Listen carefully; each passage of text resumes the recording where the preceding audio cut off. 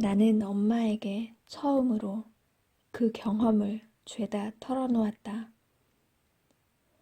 그 사건에 대해 줄곧 입을 다물고 있었던 것이다. 맑은 하늘에서 비가 계속 내리고 하늘을 올려볼 때마다 눈이 부셨다. 이야기를 하고 있는 중에도 나는 왠지 피상적인 느낌이 들었다. 실제 일이라고 생각할 수 없는 데다 스스로도 가능하면 잊고 싶었다. 정말 그건 꿈에 불과한 게 아닐까? 사실 같은 느낌이 드니? 엄마가 진지한 얼굴로 말했다. 옛날부터 엄마는 언제든지 아이들의 얘기를 잘 들어주는 사람이었다. 그래서 내가 조사를 해봤거든. 내가 말했다. 스스로도 무서울 정도로 차분한 목소리였다.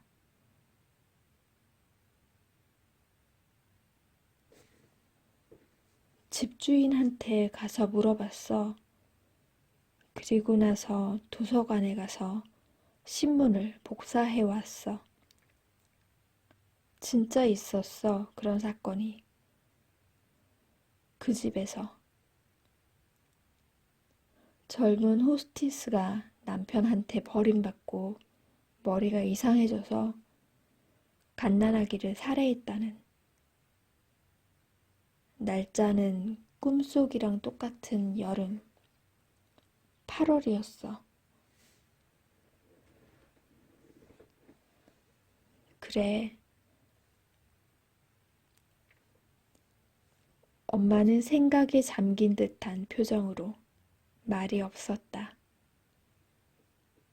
엄마, 나 어렸을 때 그런 걸 잘 보는 애였어? 무슨 소리야? 내 말이 채 끝나기도 전에 엄마가 되물었다. 가만히 보니 엄마의 눈은 가슴이 저려올 만큼 어두워져 있었다. 아니, 그냥 그런 기분이 들어서. 꼭 해야 할 말은 아니었다. 그것은 알고 있었다. 외로운 한밤중에 외줄타기와 같은 것이다. 캄캄한 어둠 속 하얀 외줄과 자신의 발밖에 보이지 않는다. 가슴이 떨리지만 이제 앞으로 나가는 수밖에 없다. 나는 그냥 발밑에 잔디를 물끄러미 바라보았다.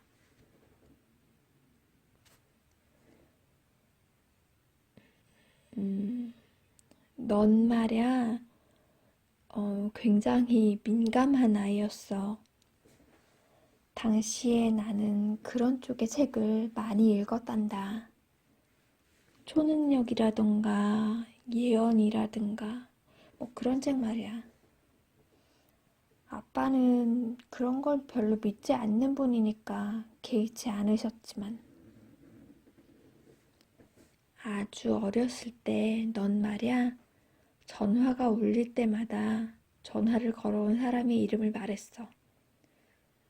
모르는 사람까지 야마모토 씨라는 사람 같아 라든가 아빠네 회사 사람 이런 식으로. 그게 거의 맞았지. 그리고 왜 그런진 모르겠지만 옛날에 그 장소에서 일어난 일을 느끼는 거야. 아직도 생생하게 생각나는 건 시치리케 해변에 갔을 텐데 대뜸 여기에서 옛날에 사람들이 전쟁을 했었지? 라고 하지 않겠니?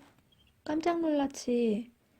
그리고 사고 현장이라든가 사고가 났던 건널목 같은 데는 뭐 전혀 가르쳐 준 게 없는데도 무서워하면서 가까이 가려고 들지 않았어. 굉장하지. 아무도 가르쳐 주지 않았는데 말이야. 그리고 아빠랑 내가 밤중에 크게 다투거나 하면 말이야. 넌 2층에서 곤히 잠이 들어 그런 사실을 전혀 몰랐고, 또 아침 식사 때까지도 생글생글 웃고 있었으면서도 나중에 엄마 아빠 방에 들어서자마자 엄마 아빠 싸웠어? 하는 거야. 그런 일이 하도 많아서 이 병원 저 병원 보이기도 하고 이런저런 용하다는 선생을 만나 의견을 듣기도 했었는데 뭐 커가면서 차차 사라지더구나. 그랬었구나. 그런 건 하나도 기억나지 않는다. 그래, 너 그 무렵에 언뜻 보기에도 굉장했었어. 그래도 말이야, 단숨에 다른 사람보다 많은 걸 알아버리는 것도 뭐 어린 시절이라면 가능한 얘기일 수도 있어. 어린 애들이란 많건 적건 뭐 그런 능력이 있는 법이니까. 다만 아무리 그것도 하나의 재능이라곤 해도 나도 아빠도 널 왜 있잖니? 그런 사람들 TV에 나와서 문제를 척척 알아맞히는 사람이라든가 숟가락을 구부러뜨리는 그런 소년처럼 키우고 싶진 않았어. 지극히 평범하고 평화로운 세상을, 그런 인생을 살게 하고 싶었어.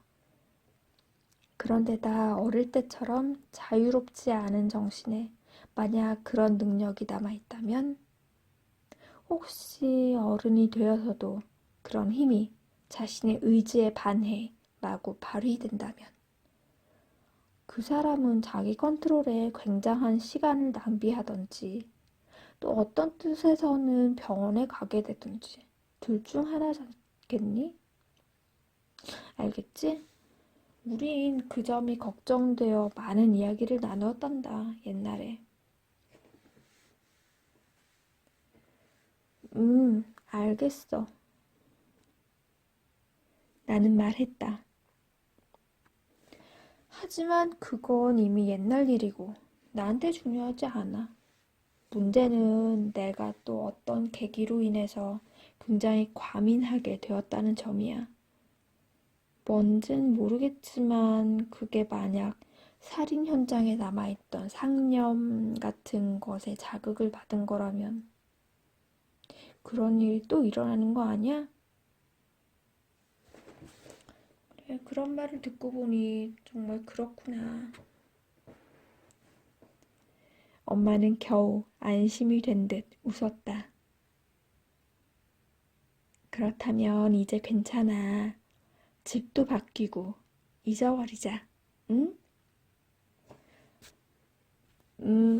나도 그랬으면 좋겠어. 나는 진심으로 엄마의 말에 동의했지만 나 자신조차도 스스로를 파악하고 있지 못한 부분이 너무나도 많은데 새삼 충격을 받았다.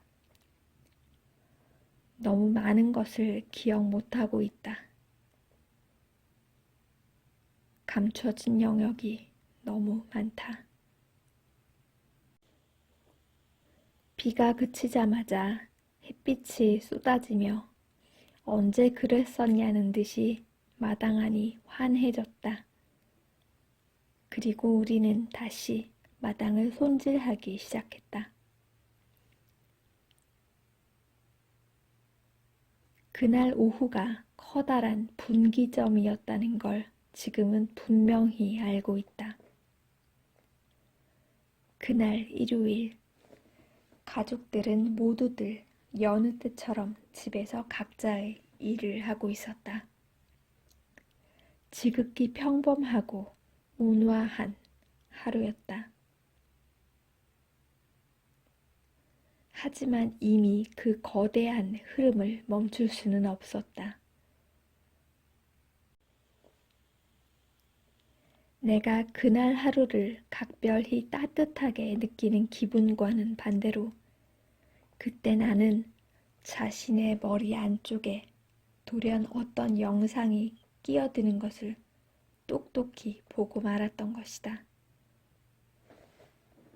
그것은 마치 낡아빠진 8mm 필름이 타닥타닥 돌아가는 것처럼 희미하면서도 둘도 없이 소중해서 안타까움에 가슴이 미어지게 하면서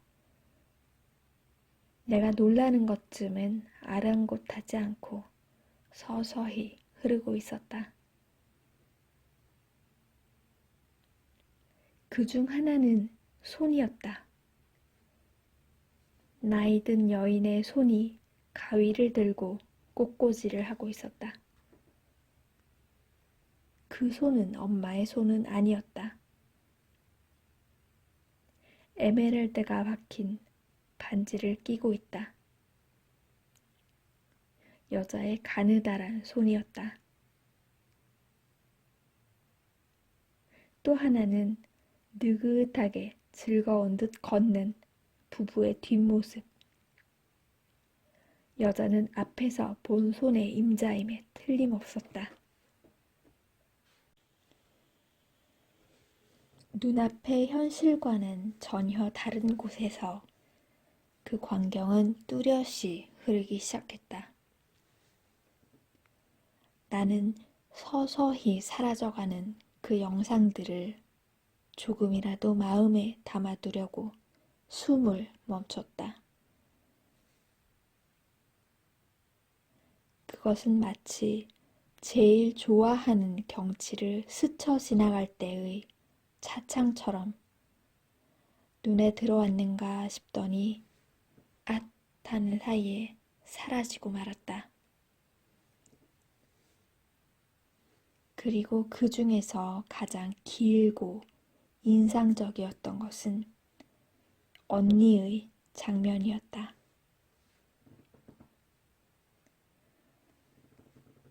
그 여자애는 아직 어리고 양갈래 머리를 하고 있었다. 묘하게 조숙한 얼굴로 하늘을 올려다보고 있었다. 녹색이 짙은 연못과 회색빛 포석에 잘 비춰지는 붉은 샌들을 신고 눈썹을 찌푸리며 나의 이름을 불렀다. 야요이. 달콤한 목소리였다. 따뜻한 바람이 불어와 그녀의 머리카락을 흔들었다. 그리운 그 옆 얼굴은 그곳에 꼼짝 않고 서서 엄격한 눈동자로 흐린 하늘을 올려다보고 있었다. 하늘 저편의 구름이 바람에 날려 점점 흘러가는 것을 나도 보고 있었다. 야요이, 태풍이 온대. 하고 그녀가 말했다. 그리고 나는 그때 누군지 알 수 없던 어린 그녀를 언니라고 분명하게 생각했다. 나는 대답하지 않고 그냥 고개를 끄덕였다. 그녀는 내 쪽을 보고 살며시 웃으며 말했다. 오늘 밤은 창가에 이불을 나란히 깔고 같이 폭풍을 보는 거야.